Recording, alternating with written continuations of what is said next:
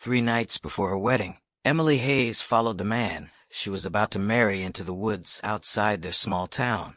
What she found that night would destroy everything she thought she knew about love, trust, and family. It began with a quiet suspicion, one she almost talked herself out of. But deep down, she knew something was wrong. For months, everyone said she was lucky. Alex Reed was the kind of man any woman would dream of marrying. Charming, patient kind. He helped neighbors shovel snow in the winter, brought her mom flowers just because, and called her his miracle. After losing her father 2 years earlier, Emily hadn't thought she'd ever love again. But when Alex walked into her life, he felt like healing in human form. They'd been together just 6 months when he proposed. Too soon, her best friend Megan warned. But Emily couldn't shake the feeling that this was meant to be. It wasn't until the week before the wedding that the first crack appeared. Alex had always worn a pendant, a small black stone on a silver chain. He said it belonged to his late mother and never took it off. But lately, she noticed something strange. Every night at 8 p.m., he'd step outside for exactly 15 minutes. No phone, no conversation, just silence in the dark. When she once teased him about it, his expression changed, tight, defensive. "It's just something personal," he'd said quietly. "Something I'd do to feel close to her." She let it go. But the night she woke up at 1 a.m. and found his side of the bed cold, that's when the unease started to grow roots. Through the window, she saw him walking toward the woods behind their home, the silver chain around his neck catching the porch light. And even then, she almost convinced herself it was nothing. The next morning, when she asked, he smiled and kissed her forehead. "You worry too much," he whispered.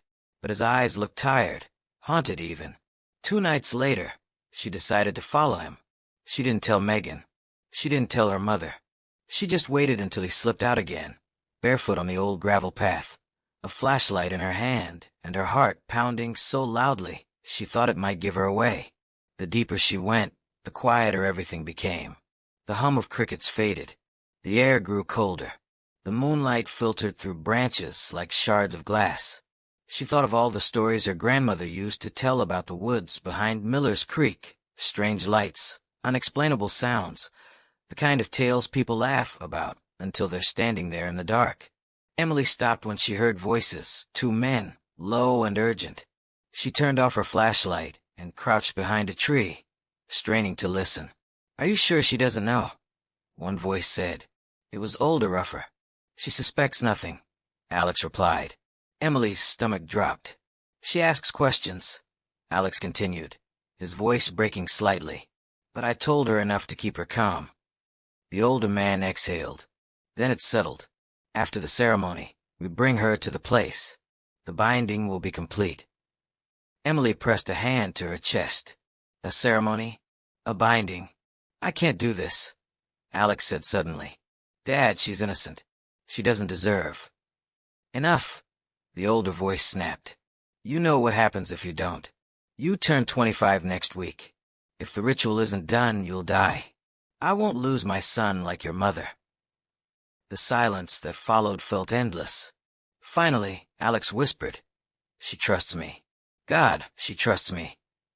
"Then keep it that way," his father said coldly. "If she finds out before the ceremony, it's over. The curse won't lift. You'll both be lost." Emily's breath caught. Curse, death, sacrifice. Her entire body went numb. When the 2 men walked away, she waited until their voices vanished, then stumbled backward, hitting her knee against a rock. Pain shot through her leg, but she barely felt it. She needed to get home.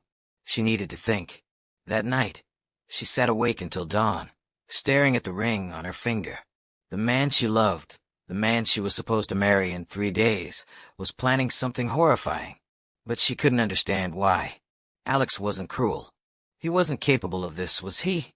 By morning, she had made her decision. She wouldn't run, not yet. She needed the truth from his own mouth. When Megan stopped by to help with decorations, Emily forced a smile. "Do you believe people can be cursed?" she asked suddenly. Megan frowned. "Cursed? Like bad luck?" "More than that," Emily said quietly. "Like something passed down. Something you can't escape. Megan laughed awkwardly. You've been watching too many documentaries again. Maybe she had. Or maybe she'd been blind this whole time. The next evening, the night before the wedding, Alex came by with his father, James Reed. The older man carried a box wrapped in linen. A family heirloom, he said. A gift for the ceremony. His eyes lingered on Emily longer than comfort allowed. Something in his gaze made her skin crawl.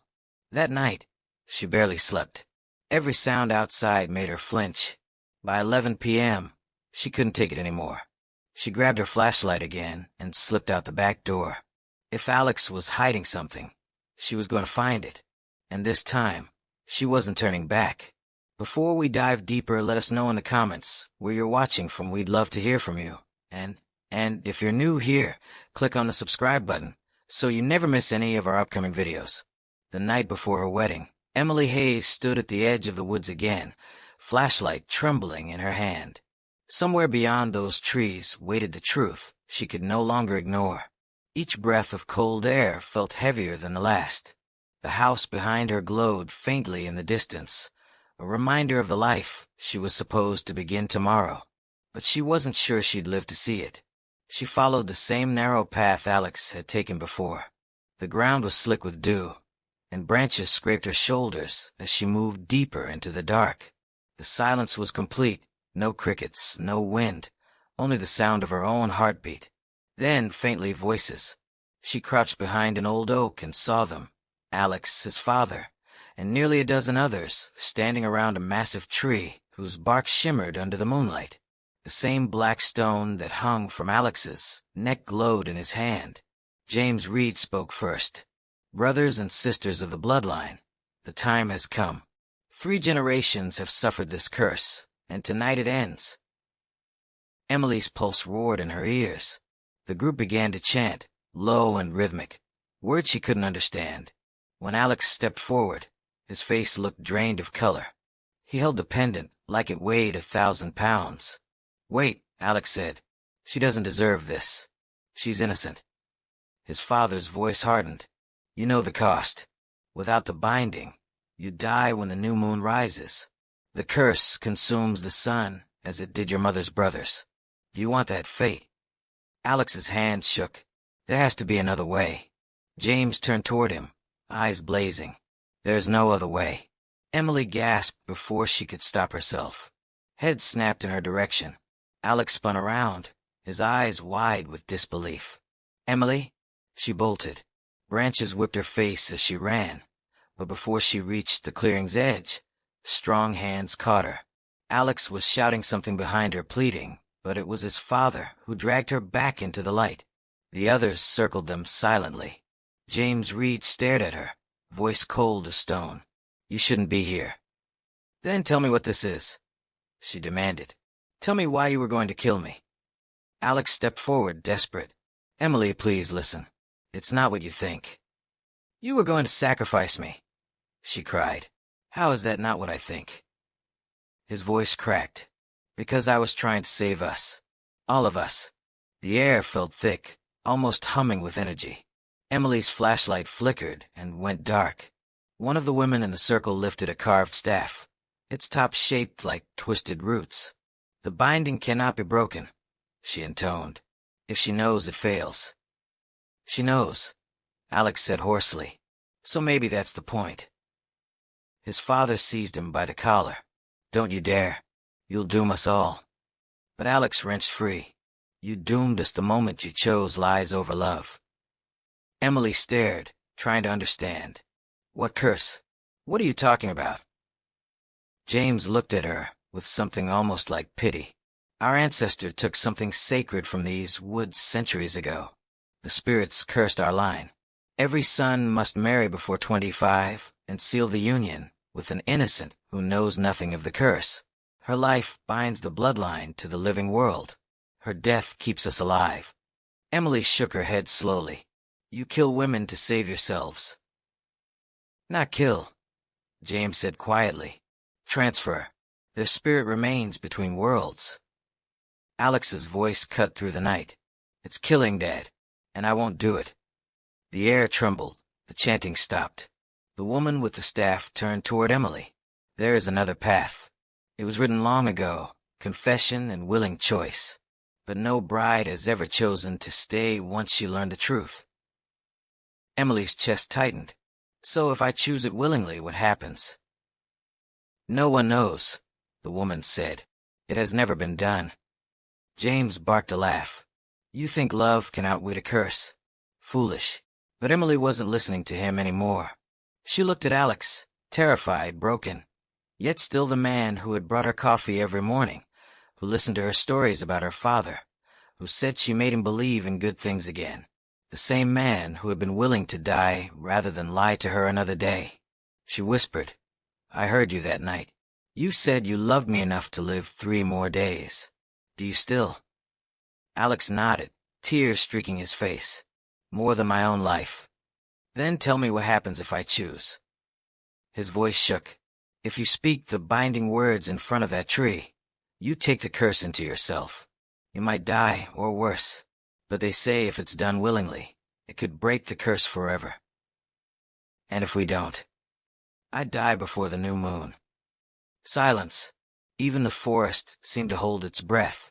Then Emily stepped forward, lifting her chin. "Then we try." James shouted, "No," but Alex grabbed her hand. "You don't have to do this." "I know," she said softly. "That's why I'm choosing to." Together they approached the ancient tree. The ground pulsed faintly beneath their feet. Emily could feel warmth radiating from the bark, as if something alive waited inside. The woman with the staff raised it high. The willing binding begins. Alex removed his pendant and placed it at the tree's base. His skin turned ashen, veins darkening like ink spreading through water. He screamed, falling to his knees. Emily knelt beside him, clutching his hands. "I'm here. I'm not leaving." The woman's voice echoed. "Speak the words." Emily looked into Alex's eyes, then up at the sky. "I accept the curse freely," she whispered. "I take it willingly. I bind myself knowingly. Let my choice break what fear created. Let love transform what pain sustained." Light erupted from the tree, white and blinding. The circle of people staggered backward as wind howled through the clearing. Emily felt herself being lifted, her body weightless. Voices, hundreds of them, whispered all around her, ancient and sorrowful. "Daughter of man," they said as one. "You come willingly?" "I do. For generations, unwilling hearts have been taken. You give freely." "Yes." There was a long pause. Then the voices spoke again. "A willing vessel cannot be bound. Love offered without fear transforms all that it touches. The curse is broken." The light flared once more and then vanished. Emily crashed to the ground, gasping for air. Alex knelt beside her, his skin returning to its normal color, the dark veins fading until they were gone. He held her face in his hands. "You're alive." "So are you," she whispered. All around them, the others were touching their chests, removing their pendants in disbelief. One by one, the black stones crumbled to dust. James Reed stared at his hands, eyes wide with awe and terror. "It's gone." The woman with the staff lowered it slowly. "The bloodline is free." Alex helped Emily to her feet. The ancient tree, once dark and scarred, now looked reborn, its bark pale, its branches full of leaves that shimmered softly in the moonlight. Even the air felt lighter, warmer, as though the woods themselves could finally breathe. James fell to his knees. "I've lived my life in fear," he murmured. "I thought sacrifice was the only way." He looked up at Emily. "You proved me wrong." Emily took Alex's hand. "No, love did." The group dispersed silently, leaving the two of them beneath the glowing canopy. For the first time since that night began, Emily felt peace. She turned to Alex. "Promise me something. Anything. Live with truth. Always. Don't hide from it again." He nodded. "I promise."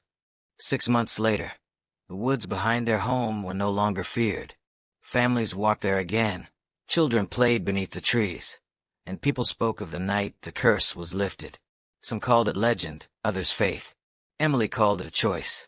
On the anniversary of the wedding that almost wasn't, Alex and Emily stood together beneath, that same tree now their place of peace. He slipped a simple silver band onto her finger. No amulet, no secrets. For the rest of my life, he said. She smiled. And beyond. The wind moved gently through the leaves, carrying with it a sense of quiet completion.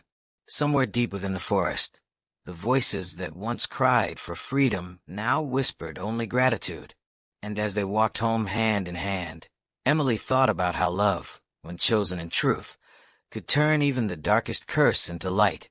Before you go, let us know in the comments where you're watching from. I'd love to hear from you.